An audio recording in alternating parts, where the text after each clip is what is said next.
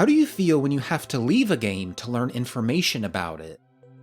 Does it frustrate you to open up a web browser and go to the wiki? Or do you find it fabulous that a game can have such mystery in the first place that you feel the need to look it up? I'm of two minds when it comes to stuff like that. On one hand, I think it can be amazing. Take Terraria, for instance. This game is filled to the brim with things to discover. Weapons, accessories, bosses, biomes. Every corner you turn, you find something new. I genuinely can't imagine what it'd be like to play this game for the first time. I have just about 900 hours in Terraria, and I think I take for granted just how much I know about it. The way enemies move, the spawning algorithm, the most efficient way to progress through a world to the end game. There's so much knowledge I've accumulated throughout the years. It must be so overwhelming to a new player. Granted, you aren't exposed to everything as soon as you start out, but there is some funky stuff to learn. Like, I even take for granted that the intended form of progression throughout the game is defeating bosses. Defeating a boss is usually a big step towards moving forward. That's not the case in Minecraft or a lot of other survival games. Or even something as simple as building houses for NPCs to move into. First, you have to know that building houses is even a concept in this game. And then you have to learn that new NPCs can move into those houses that you build. And then there's all kinds of tiny little things that you just never figure out on your own. Like how placing a bottle on a table will let you craft potions near it. Thankfully, the guide does exist. The guide is the first NPC you come across, and he tells you all kinds of useful tips. Like the potion crafting thing, he has a line for that. If you go on the wiki, you can see all the tips he'll give you and at which point of the game he'll say it. I was genuinely surprised seeing at how many there were. It seems like for every piece of content, NPC, boss, whatever, there's a line from the guide to help, guide you towards it.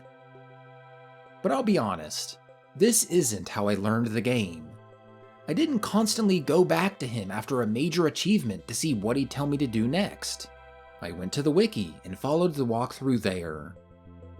Now, granted, maybe the guide didn't have as many lines back in the day. This is one of the first games I had on my Steam account, so I've seen a lot be added to this game. But even if I started playing right now, I'd probably just go to this page and follow it. While it does have everything the guide will tell you in regards to how to spawn a boss or find a new biome, it also tells you so much more. It shows you items to look out for, tips on fighting specific enemies, and just general guidance for planning out your world. I kinda love having that little bit of direction. I bet you're in one of two camps hearing me say that. Either you think, hell yeah, or you think, I can't believe this guy would ruin the game for himself like that. And I get it. I don't blame you if you're in the second camp there. Discovery is part of the experience for games like this. Hell, it's the whole experience. Video games are about seeing what weird things developers cook up for you, and to look anything up before you see it yourself is ruining the game. I genuinely understand that line of thought. I even feel it myself to a degree. If I know everything about a game before going into it, what's the point of even playing in the first place? I personally draw the line at when something becomes frustrating. That's when I'll look something up. Take the Wall of Flesh for example. Defeating that boss is your ticket into hard mode, where everything in your world gets more challenging and a ton of stuff unlocks. It's where shit gets serious. Only, how do you defeat him? How do you even become aware of his existence in the game if you're not looking things up? Well, if you've defeated the 3 main bosses pre-hard mode and max out your health, the guide will tell you, when you're ready to challenge the Keeper of the Underworld, you will have to make a living sacrifice. Everything you need for it can be found in the Underworld. Not a bad tip, but a little vague. Though I guess that's his thing. Give a little bit of guidance, but be vague enough to let the player figure it out on their own. So you wander around the Underworld for a bit. You're killing some bad guys, but you aren't really coming across anything that seems relevant to what the guide said. Me personally, this is where I'd look it up. I know I could wander around for a good while and probably figure it out eventually, but I kinda just want to move on and see the content itself. Turns out, there's a creature called the Voodoo Demon, a rare variant of the common demon enemy, He carries around a little guide voodoo doll that, when dropped in the lava, spawns the wall of flesh. How many of you figured that out without having to look it up? I bet a bunch of people killed a voodoo demon and had the guide voodoo doll fall in the lava on accident, spawning the wall of flesh out of nowhere. But I bet a ton of other people never even saw a voodoo demon. It is a rare spawn after all. If you're unlucky, you could go a while without seeing one. I don't know, I'm just not a fan of when something like that can happen. Though I do understand that's personal preference.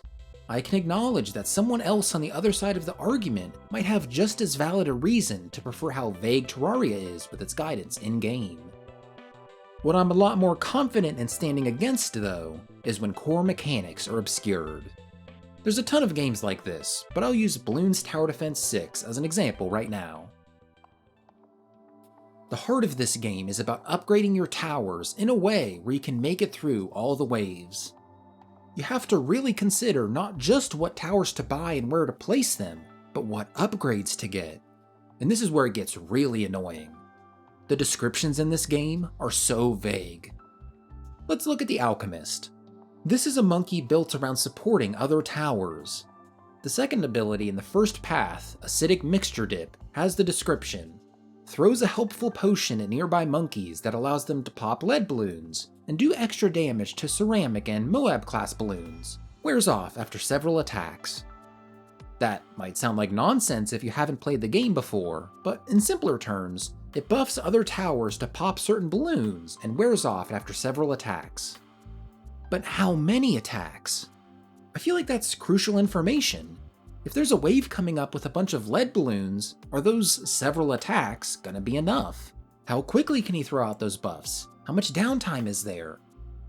And there's another upgrade in Path 2 called Perishing Potions. It says, buff potions last longer. But how much longer? 10% longer? 100%? 200%? You just have no idea. Going outside of the game to the wiki, you'll find that the base version of Acidic Mixture Dip lasts for 10 shots and can stack up to 30. While Perishing Potions increases each thrown buff to 12. That's valuable information. Knowing the specifics is what helps you choose one path over another. There's 2 abilities in the third path that are built around getting more cash while popping certain balloons. But how much? Knowing exactly how much extra money you'll be getting per pop allows you to weigh it against the path that buffs other monkeys. Which support path is best for the situation you're in right now? And sure, you might be saying this is a kid's game that doesn't need to be throwing all that information at the player. But it's not like this game doesn't have its difficult challenges. There are boss fights where you really gotta buckle down and spend your money super efficiently. Like for example, you gotta be buying farms and selling them at just the right time to maximize your growth. Those are modes built into this game, and it feels like the descriptions given by Ninja Kiwi doesn't really facilitate that. And let's not sell kids short either. They love to figure things out. Give them the tools they need to not just succeed, but thrive. If you tell them that this upgrade fires 50% faster rather than just saying much faster, maybe they'll get a better understanding of how percents work. Even outside of balloons, I'm always just kinda salty when games hide precise stats like that. Like tell me exactly how much damage I'm doing, how fast I'm attacking, what my critical hit percentage is, all that. Vampire Survivors has stats on the pause screen that update as you collect upgrades throughout the game, so you can see exactly how big your area stat is with your character's base stats and all the candelabra doors you've collected. Why doesn't Bloons have a stat page like this for every tower? Discovery like we talked about in Terraria is fun. It's fun to find new bosses and see what the fight is like. But it's not fun in Bloons to figure out what makes gunfire much faster means.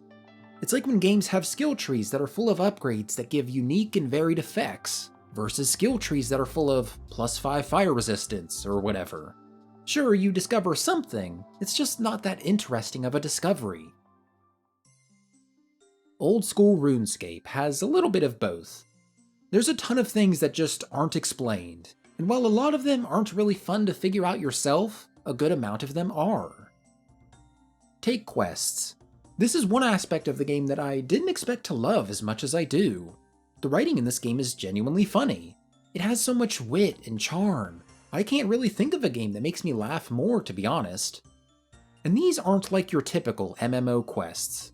These aren't filler to just give you XP and get you moving on to the next zone.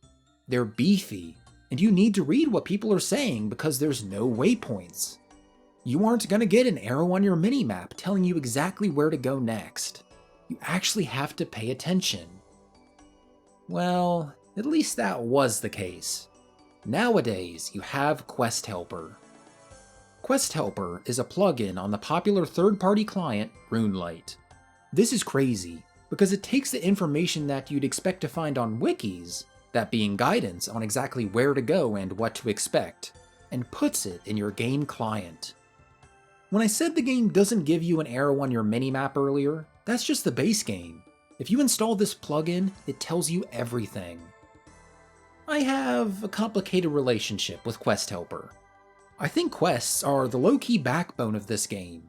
It feels like the draw for a lot of players is the long-term grind, to slowly work towards maxing out your character over years. But quests give the game heart. It sets the stage for the world you're in. It gives context for all these activities you love to do. These bosses you fight in Varlamore aren't here for no reason. They're called the Moons of Peril, and they were summoned by a shaman facing death. This whole dungeon was created as their prison, and now they're trying to escape. By defeating them during the Perilous Moons quest, you guarantee the safety of the nearby Camtorum. But the Guardian of the Dungeon promises to reward you if you assist further in their containment. That quest and this whole dungeon was created so the developers could add another unique boss encounter. I'm sure they could have found out a way to add some boss fights without giving nearly as much context, but they didn't. Because this game isn't just about grinding bosses and getting their rewards. It's about building an intriguing world with a ton of depth, as well as grinding bosses and getting their rewards. Quests can be fulfilling, but they can also be frustrating. So many of the quests in this game feel like they're built to waste your time. I played through all of the quests using Quest Helper, and there's so many moments where I'm glad I did. Like, I can't imagine how I would have got through that section without it. Alien Food is a RuneScape YouTuber with a particular series. He's playing through the game, as many creators do, but with a special twist. He's trying to beat all of the quests in the game without any external help. No video walkthroughs, no text walkthroughs, and no Quest Helper. He's only going off what the game tells you. Now, considering that I've played through all my quests so far using Quest Helper, I thought I'd see what it was like to do that myself. So I made a new account and followed in his footsteps. I did a couple of the game's early quests without Quest Helper, and it wasn't as bad as I was expecting. Granted, these are literally the first quests you're supposed to beat, so it's not surprising that they're not super complicated. So I skipped ahead in Alien Food series to see what a complicated quest would be like without Quest Helper. Monkey Madness 1. I remember that quest taking forever for me, and I was being guided along. How's he gonna handle it by himself? Well, let's just say he didn't have the smoothest experience. It's the longest episode in the series so far. Well, behind the one that has him doing some miscellaneous tasks. This video is 52 minutes of him attempting Monkey Madness 1 and losing his mind.